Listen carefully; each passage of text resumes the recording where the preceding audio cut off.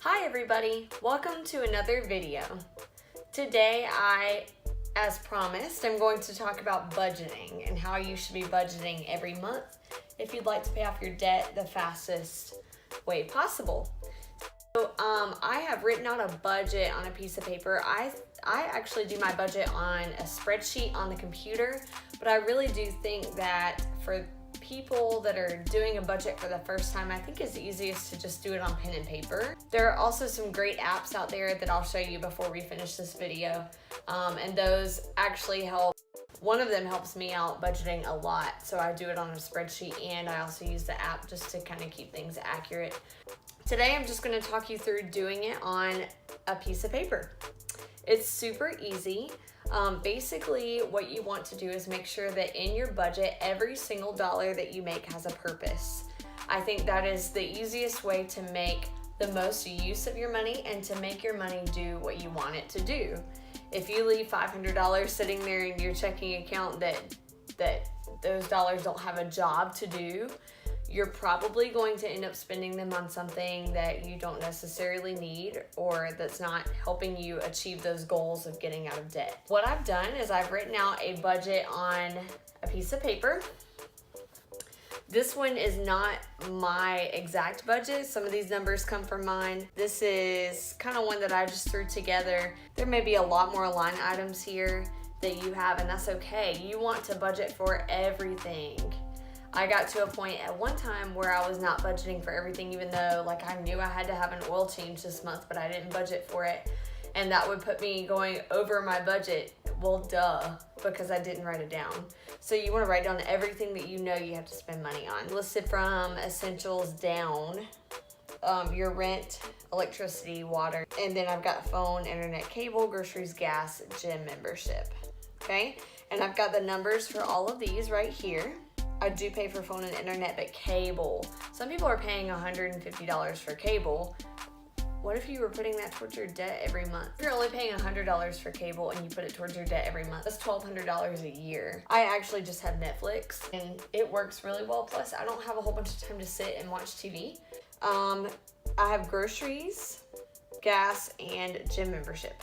Down here at the bottom, I have my debt, my minimum payment, which is $243.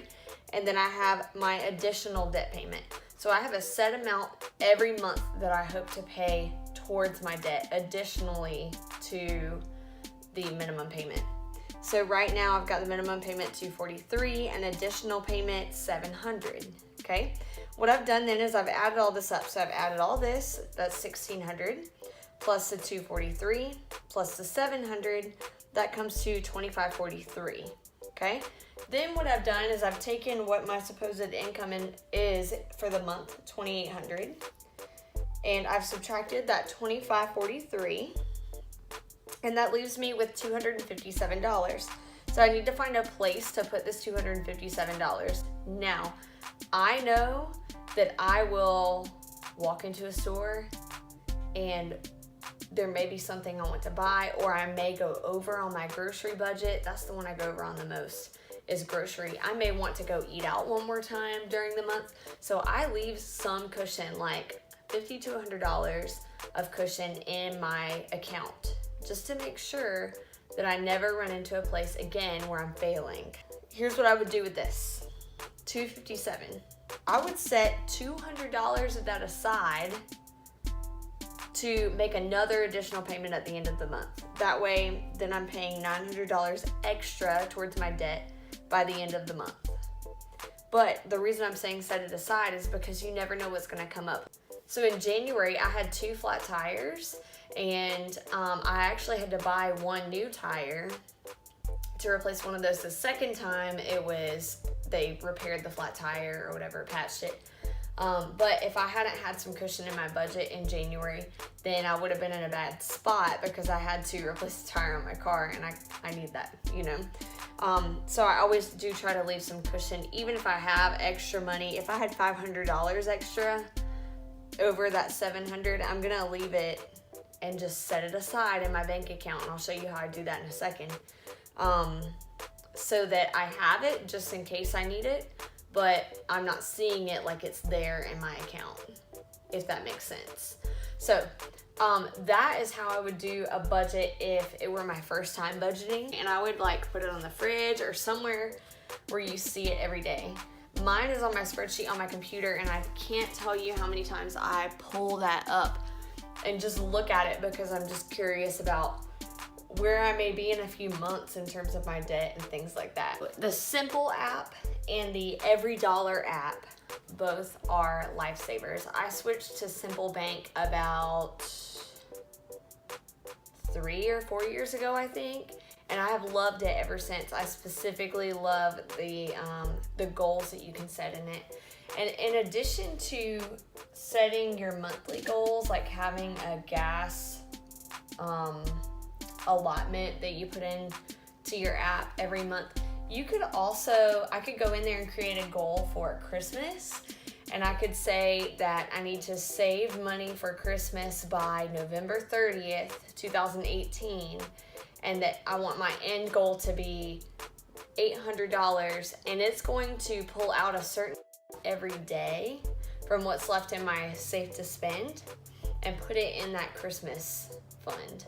So it's really cool how you can do that. You can set up to save for trips and long-term goals and short-term goals, however you'd like to do it. But you can set up all of those in the app, and I think it's super convenient.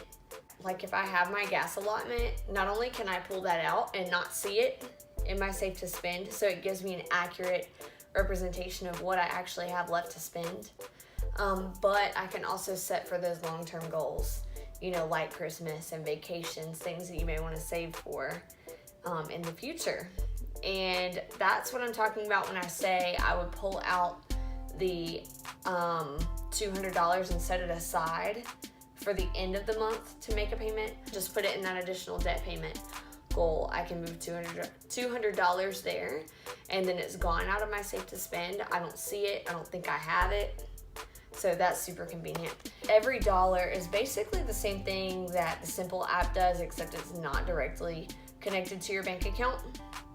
So it is a little less convenient because you do have to go and put in every single time you spend something. Whereas on my bank account, as long as I'm using my card, it pops up as a transaction and it gives me a notification, and I go in and I move it to the correct allotted place. I really think the Simple account is way more convenient, but if you're not wanting to switch bank accounts, the Every Dollar app is wonderful too. Dave Ramsey suggests that. The biggest thing, guys, though, with budgeting is that you want every dollar to have a job. So you want to give every single piece of money that you make a specific job to do so that you're reaching your goals, and so that you're moving out of debt and becoming debt free, and so that you're saving for your emergency fund and baby step 3, and so that you're moving towards, retiring as a millionaire, sending your kids to college without having to cause them to go into debt. It's really about reaching those goals and achieving those goals. I think it's very important to stay on your goals. I just read a wonderful book with a foreword by Dave Ramsey, actually, and it's called Rhinoceros Success. That book is absolutely amazing. It talks about becoming a rhino and charging at things and reaching your goals. I hope you enjoyed this video. I hope that helps some with budgets. The next video, I would like to talk about the debt snowball and how you work that out.